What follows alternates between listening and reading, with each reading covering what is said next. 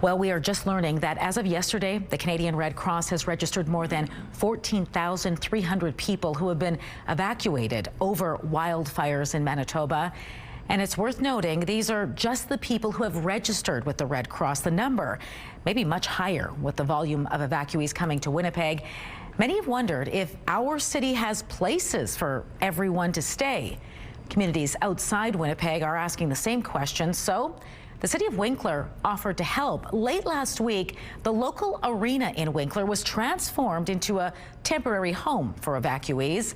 With more on this, CTV's Jon Hendricks joins us now in studio. John, how many evacuees have been sent to Winkler so far? Zero. Not a single evacuee has come to the Meridian Exhibition Center thus far, Marilee. Now, Winkler Mayor Henry Seaman says that they heard about 17,000 people were being displaced, and they wanted to help. So they made the offer on Thursday, and it was accepted by the province. And then they got to work. Their firefighters, police, and a huge number of volunteers worked for roughly 8 hours to get the arena ready for just over 200 evacuees. And several times over the weekend, they were told that the evacuees' arrival could be imminent. So they waited for them to arrive, but so far, none have. Now, the mayor says it isn't like throwing a party and no one coming. In fact, Winkler says this has been a meaningful learning opportunity for the city. For myself and for council, it was gratifying to see how quickly volunteers and employees and the community came together to make something happen. At this point in time, the Meridian Exhibition Center right now isn't very busy either way.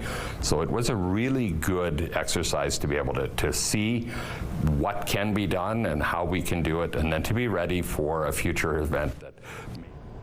Now, the mayor says it's obviously a good thing that people have places to stay, and they're happy to have gained some experience in preparing for an event such as this. Still, he does say it's a bit bittersweet to have put in all of this work and not be able to put it into practice.